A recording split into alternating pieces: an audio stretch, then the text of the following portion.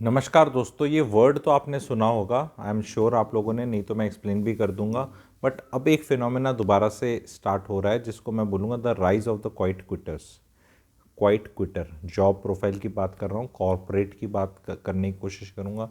कुछ हद तक गवर्नमेंट में भी ऐसा चल रहा है, बट गवर्नमेंट में सरक सरक के सरकार वहाँ चल भी सकता है मामला, पर कॉरपोरेट में ये राइज पे चल रहा है। क्वाइट क्विटर ये है कि नौकरी से इस्तीफ़ा नहीं देता है, डिसएंगेज कर लेता है।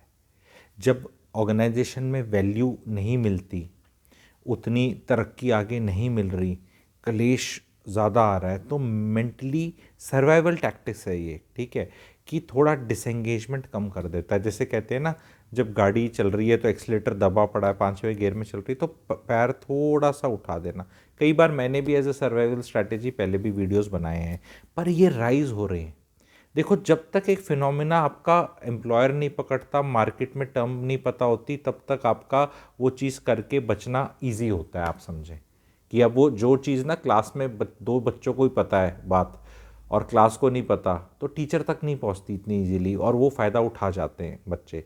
और वो फिनोमेना था, हमारे जैसे ने वो कई साल पहले समझाया, पता है, फिर उस पर एक टर्म निकल कर आ गया अंग्रेजी का, और वो फिनोमेना क्योंकि हम भी ऑब्जर्व करके ही बताते हैं कि ये हो रहा है मेरे जैसे भी। तो अब मैंने जो ऑब्जर्वेशन किया, ये क्वाइट क्विटर्स बढ़ रहे हैं एंड ये पिछन भी रहे हैं। पिछनने का मतलब is a Haryanvi word that they can be differentiated, कि हाँ ये अब डिसंगेज कर गया। स्पेशली हाई परफॉर्मिंग एम्प्लॉय अगर एक बार हो कि अगर आपको रेज नहीं मिला, अप्रेजल उतना अच्छा नहीं मिला, प्रमोशन नहीं मिली, वर्टिकल नहीं तो हॉरिजॉन्टल नहीं मिली, रिस्पॉन्सिबिलिटीज़ आपकी बढ़ नहीं रही है, 2 साल से आपका प्रमोशन नहीं हुआ है, these are some red flags कि भाई अब आपका थोड़ा स्टैग्नेशन आ रहा है, तो कंपनी आपके बारे में ज़्यादा नहीं सोच रही, तो इंसान फिर थोड़ा डिसंगेज करता है, फिर कंपनी को भी रियलाइज़ हो जाता है, और फिर धीरे धीरे आपका थैंक यू हो जाता है।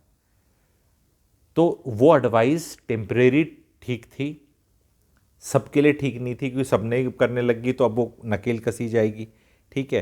तो अब क्या किया जाए, अब क्या सोल्यूशन है? अब एक सोल्यूशन ये है कि you should always be ready to hop your job, कि जैसे ही आपको लगे कि okay it was nice knowing you, तो नाइस नोइंग यू में वो आपको पैसे दे रहे हैं और आपकी नौकरी का आपको प्रोग्राम पता है, आपको अपनी वर्थ पता है, आपको अंदर से स्किल्स होनी चाहिए। क्वाइट क्विटिंग का थोड़ा सा स्मार्टनेस आनी पड़ेगी, आपको बाउंड्रीज बनानी पड़ेंगी। वर्क कल्चर बहुत ख़राब हो गया है। आपको कम से कम इतना टाइम ही देना है कि जितने में आप कुछ नया हर हफ्ते सीख लें। अगर नया हर हफ्ते सीखने को नहीं मिल रहा आपको कुछ भी जीवन में, अपनी लाइफ में, करंट जॉब में, जॉब के बारे में या किसी और चीज़ के बारे में, तो दैट मीन्स कि आपकी आत्मा चूस रही है। और नया सीखना has to come after adequate rest, mental rest and decent enough recreation time that can be defined and it can vary. ये नहीं कि पूरे दिन रोज़ ही कुछ रिक्रिएशन करनी है, वो पहले करना है, नहीं तो फिर बर्नआउट हो जाएगा कि नौकरी पे भी कुछ डाल दिया और गुरुजी रात के 12 बजे भी कुछ सीखते हैं और सैटरडे को काम भी करते हैं और कुछ और सीखते भी हैं, फिर तो बर्नआउट हो जाएगा।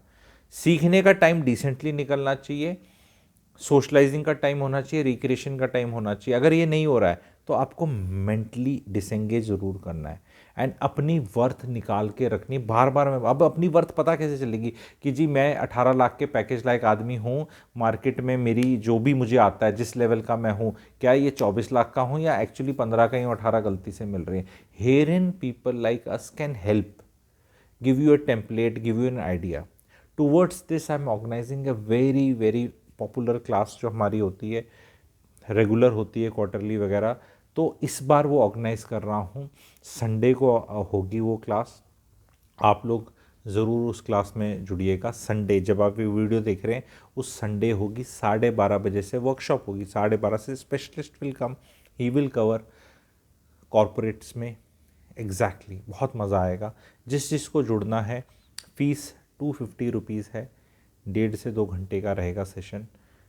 प्रैक्टिकल चीज़ें पता चलेंगी कि क्वाइट क्विटर तो सुना था, क्वाइट हायरिंग क्या होती है, ठीक है, और कैसे सिस्टम चलता है और कैसे पता, क्योंकि यार एम्प्लॉय को तो कोई सिखा ही नहीं रहा। सारे आपके कॉर्पोरेट के ट्रेनर आ जाते हैं ट्रेनिंग करने के लिए, मोटिवेशन मोटिवेशन, चीर देंगे, फाड़ देंगे, फोड़ देंगे, ये कर देंगे, वो कर देंगे। ये तो कंपनी के गले में जा रहा है ना, आपका कौन सिखाने वाला है। रूथलेसली सिखाना पड़ेगा ना। वर्क प्लेस टॉक्सिक टॉक्सिक करके कब तक काम चलेगा। नारायण मूर्ति जी कहते हैं 70 घंटे करो, उबेर ओला वाला कहता है 84 करो, एक कहता है चाइना पीछे छोड़ दो, एक कहता है वो छोड़ दो। मतलब समझ रहे हैं आप लोग?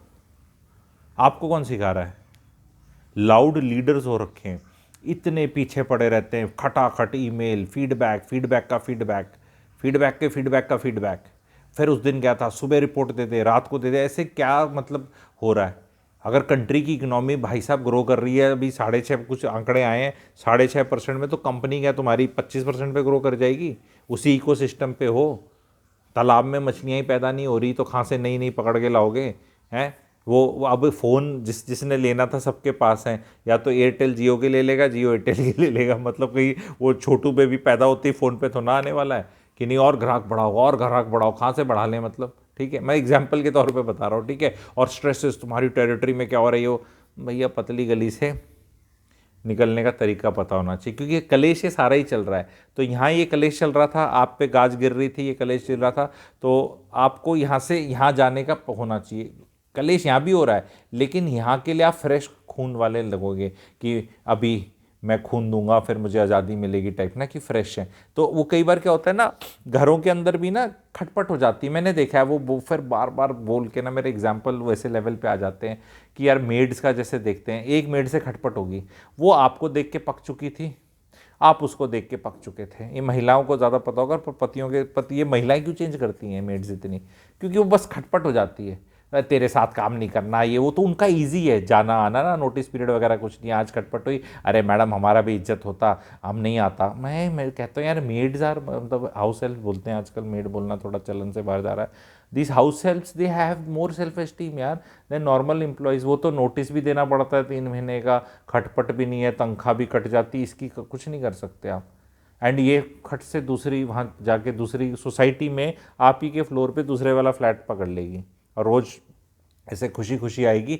और वो ही वाली लेडी जिससे आप रोज़ कॉफ़ी पीने जाते हैं 11-12 बजे, चुगली करने दुनिया की, हाउस वाइफ की बात कर रहा हूँ, तो वो नोट्स तेरी नहीं, मेरे तो अच्छा काम करती, क्यों फिर तुम्हारे क्यों नहीं अच्छा कर रही थी? बिकॉज तुम्हारी शक्ल पसंद नहीं थी। ये एग्जाम्पल बता रहा हूँ, ये it this phenomena, see you can be any employee, कितने भी 10 लाख मंथ वाले या 4 लाख वाले, ये फिनोमिना ये होता है। कई बार आप अपने एम्प्लॉयर से पक जाते हैं और एम्प्लॉयर पक जाता है। तो this agility and ability should be like house help. Skill तो है, काम तो वही करना है, झाड़ू पोछा बर्तन, किसी को कुछ खाना बनाना है। अब वो ऐसा थोड़ा है कि कोई फाइन डाइनिंग की मिशेलिन स्टार 3 वाली हो जाएगी, मतलब अचानक से मतलब ऐसा तो है नहीं। वही खाना यहाँ बनाती थी, वही खाना बनाती थी। कई बार खाने का स्वाद चेंज हो जाता है। नई नई जब भी कोई कुक आता है ना, तो लोगों को बड़ा लगता है कि कुछ चेंज हुआ, मज़ा आया। फिर वो 5-6-8 महीने में ऐसा हो जाता है। तो that ability of the cook to jump should be there, and जो ऑर्गेनाइजेशन है उसकी ability to get a new cook, and ये रोटेशन बहुत चल रहा है। और एक चीज़ और आ गई है, आप लोग बताना, आजकल जो बॉसेस हैं ना वो ऐसे हो गए कि प्रिटेंस भी नहीं रखते कि मोटिवेट करने का, तमीज़ से बात करने का। ये एक टाइम होता था जब हम बात करते थे, आप बताना if you relate with this thing, and किसी भी पोस्ट पे किसी कंपनी पे हो, पहले एक प्रिटेंस होता था, I like to hear your problems and there is, आज अब एक काम कर, नहीं तो मतलब आजकल तो रूथलेस हो रखा है। मतलब जैसे वो बम्बैया भाषा में नहीं कहते, वो मूवीज़ आती थी पहले डॉन वाली टाइप, ऐसा काम हो रखा है कि मतलब नहीं तो वो पुरानी मूवीज़ में खड़ा कर देते थे शुरू में। डॉन पिक्चर में देखना, हेलन का भाई होता है ना, उसको ऐसे करके क्या करते हैं। तो आजकल ऐसा वाला काम हो रखा है, मामला ऐसा हो रखा है। कितना रूथलेस काम है। तो इस रूथलेस काम में एम्प्लॉय को अपने आप को नहीं वो शाना बनना, या यू विल वेट की कंपनी कब निकाल देगी, या कंपनी में पसीना बहाना है, खून तक नहीं जाना है। ठीक है, पसीना तो पैसा मिल रहा है तो उसका कर्ज तो देना है, पर 100 रुपया मिलना है तो कोशिश करो 101 रुपये तक ही काम करो। मैं 120 तक मत चले जाओ, 140 तक मत चले जाओ। ठीक है, 101 करने को ही बोल रहा हूँ मैं, 100 रुपये पे 80 रुपये काम करने को नहीं बोल रहा। क्योंकि होता क्या है, जब 100 रुपये की तनख्वाह मिल रही है और आप 80 रुपये का काम कर रहे हो, तो आप 80 रुपये के आदमी बन जाओगे। फिर आपको करना भी नहीं आएगा। कभी भी इतना नीचे नहीं गिरना चाहिए कि फिर काम करने की आदत ही ना रहे। ठीक है, काम तो करना चाहिए, पर देर इज़ नो हार्म। नहीं, अगर प्रोफाइल ऐसे हो जाएगा, बार बार अगर जॉब चेंज करेंगे तो फिर वो लोग क्या सोचेंगे, सभी कर रहे हैं। जब ये सोचा साची तब थी जब कोई 15 साल की लॉयल्टी प्रोग्राम चल रहा था। शादियां तो चलती नहीं यहाँ, साल साल 2 साल। यहाँ एम्प्लॉयर के साथ फिडिलिटी निभाने चले हो कि जन्मों के साथ शादी बीवी से चले ना चले, ये एक अलग स्ट्रेस चल रहा है। मतलब बीवी को चेंज करने को तैयार हैं लोग, पति को चेंज करने को तैयार हैं, लिटरली बता रहा हूँ मैं, ये समाज में जो चल रहा है। लेकिन एम्प्लॉयर को चेंज करने में जान निकल रही है। गजब यार, गजब। जिससे 7 फेरे लिए हैं, 7 जन्मों की बातें हुई हैं, वहाँ खटपट कर लो कितनी भी जाके हैं, और एम्प्लॉयर से डर लगता है। डर के आगे जीत है। सिखाया जाएगा, समझाया जाएगा। Don't miss it, understand. Knowledge is ताकत, क्लैरिटी इज ताकत। अपना पता होना चाहिए कि मैं किस डोमेन में हूँ, किस उसमें हूँ, कितना पैसे कमा रहा हूँ, कैसे चेंज कर सकता हूँ। बिना चेंज करे कभी ऊपर नहीं जाओगे, ये बता रहा हूँ।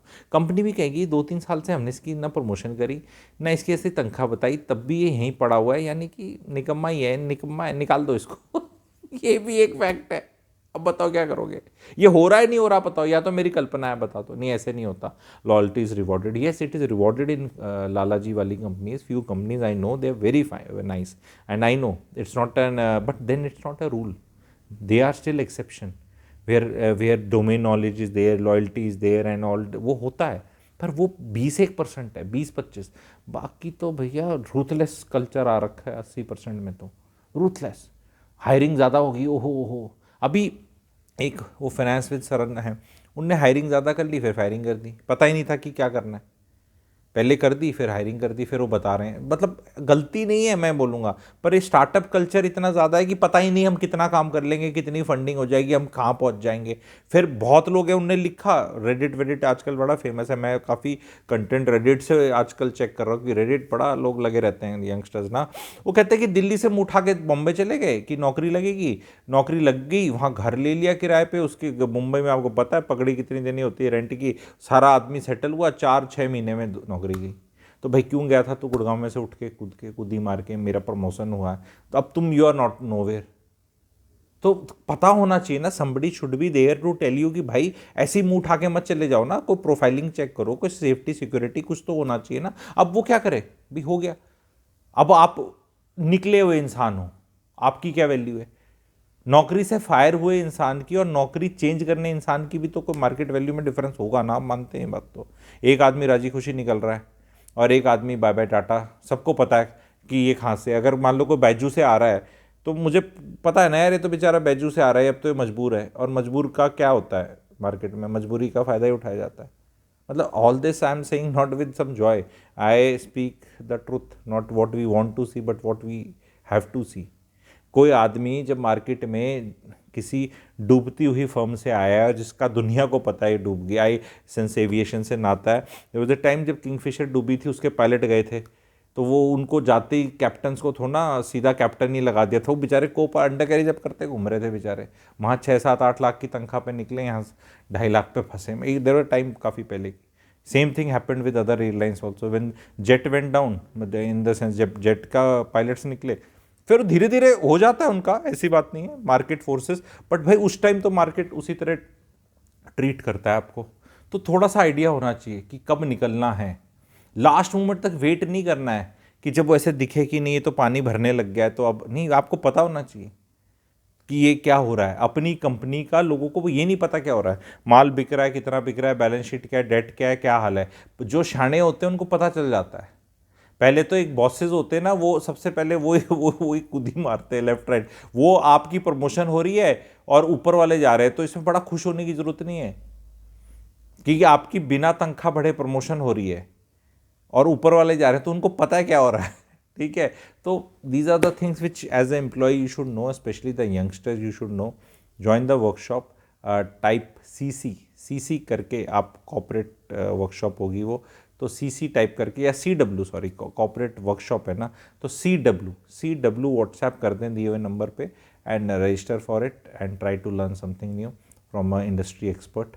एंड थोड़ा सा आपको कॉन्फिडेंस आएगा कि हाँ यार, नहीं तो क्या है, मैं यंगस्टर को भी मिलता है, डर ही है, डर ही है, डर ही है, डर में ही है। अरे डर के आगे जीत है। अपनी कैपेबिलिटी जान लो कैसे, कैपेबिलिटी ज़्यादा नहीं है तो हीरो मत बनना, चाटुकारिता कर लेना, बॉस से पंगे मत लेना, it's okay, that is also okay. पर पता तो हो कि where do you stand, weighing scale पे खड़ा होता है ना आदमी देखने के लिए, मैं पतला हूँ, मोटा हूँ, ओवरवेट हूँ, पतला हूँ, मोटे से पतला होना, पतले से मोटा होना, you have to have a reference point. बुखार ज़्यादा है, कितना ज़्यादा है, 103 में क्या करना है, 101 पे क्या करना है, यू शुड नो ना टेम्परेचर किसका ज़्यादा है। That's what you will be getting to know. तो hope to see maximum of you. WhatsApp CW to the number. Thank you very much.